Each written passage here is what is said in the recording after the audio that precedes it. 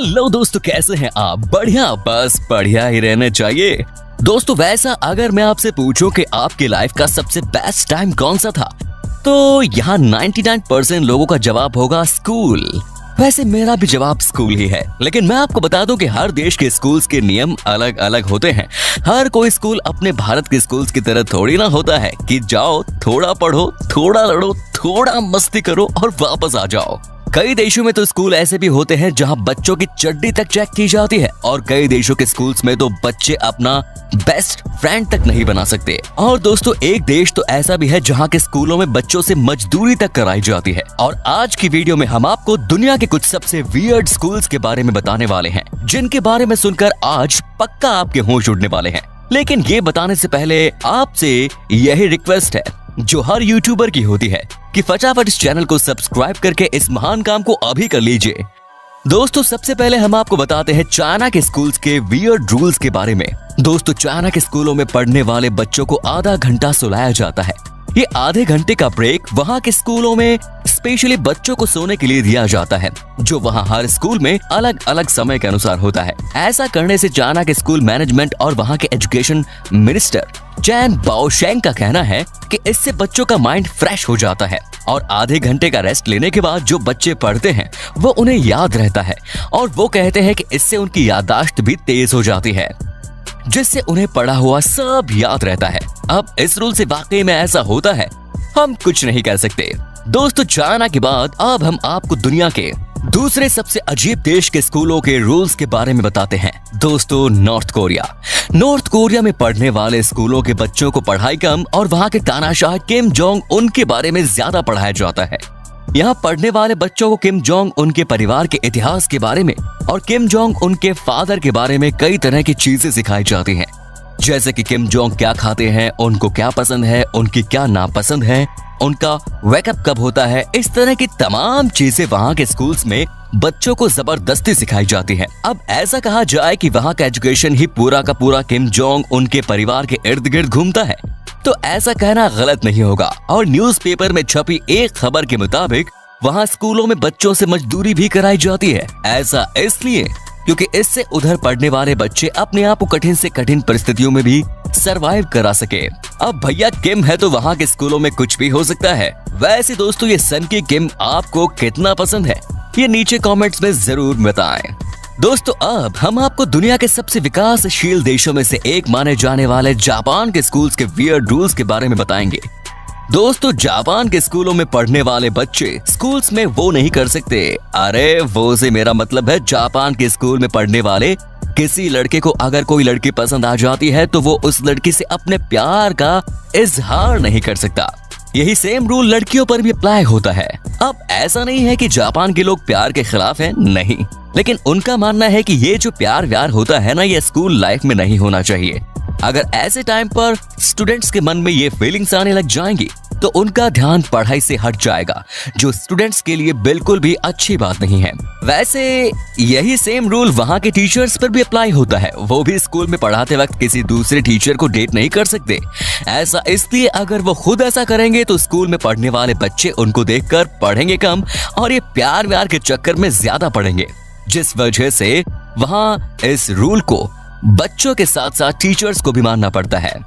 दोस्तों अब हम आपको बताते हैं कि कैसे अमेरिका के कई स्कूल्स में वहां पढ़ने वाले बच्चों को कुछ लिमिटेड टाइम के लिए ही टॉयलेट में जाने की इजाजत दी जाती है, और 9th क्लास से ऊपर की क्लास के बच्चों को दिन में सिर्फ 3 बार ही टॉयलेट जाने की परमिशन होती है।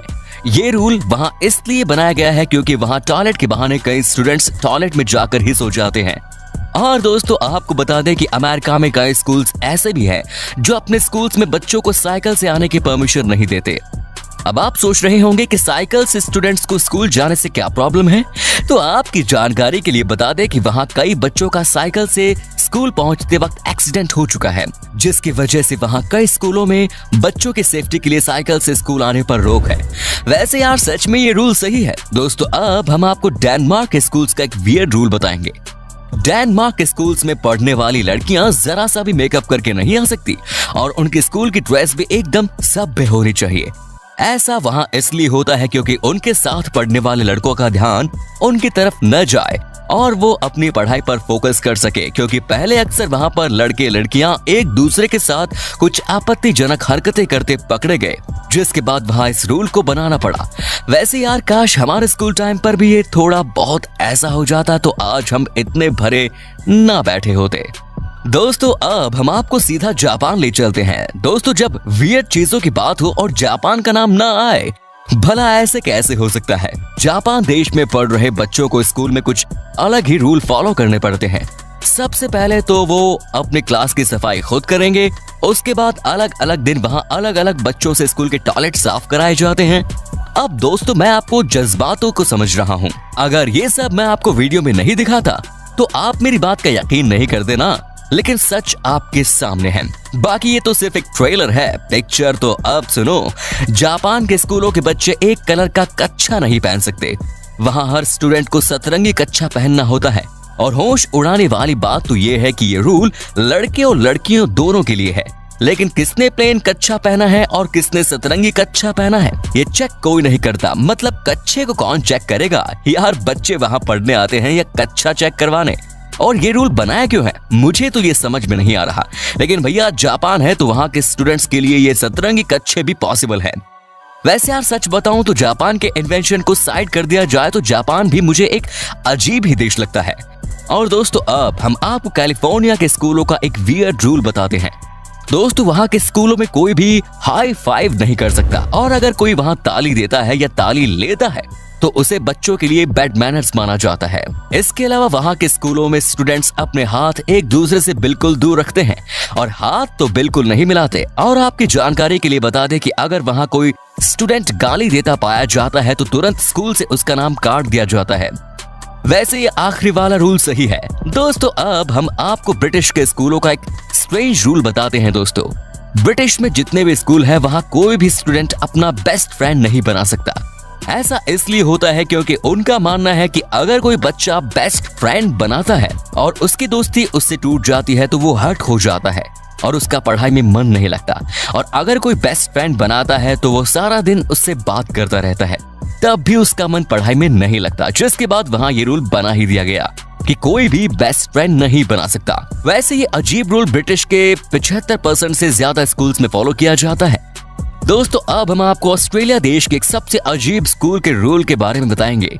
दोस्तों यहाँ के स्कूलों में कोई भी टीचर रेड पेन का इस्तेमाल नहीं कर सकता। इससे उधर के स्कूल मैनेजमेंट का मानना है कि रेड पेन अगर वहाँ कोई टीचर इस्तेमाल करता है या बच्चों का होमवर्क रेड पेन से चेक करता है तो इससे बच्चे की मानसिक स्थिति पर बहुत गलत असर पड़ता है और वो अपना ध्यान पढ़ाई से हटा लेता है। दोस्तों है ना अजीबोगरीब रूल। वैसे इससे अजीबोगरीब रूल ताइवान देश के स्कूलों में है। ताइवान में अगर कोई बच्चा 10 बजे के बाद अपने घर से बाहर जाता है तो अगले दिन उसे अपने स्कूल में आकर बताना पड़ता है और इसके बारे में बच्चे को पूरा एक्सप्लेनेशन देना पड़ता है कि वो 10 बजे के बाद घर से बाहर क्यों गया था। वाह क्या रूल है यार। तो दोस्तों ये दुनिया भर के देशों के 10 सबसे अजीबोगरीब स्कूल रूल्स हैं। आई होप वीडियो आपको पसंद आई होगी। आप लाइक कर अपने दोस्तों के साथ इस वीडियो को जरूर शेयर करें और आते हैं नेक्स्ट वीडियो में। तब तक के लिए बाय बाय।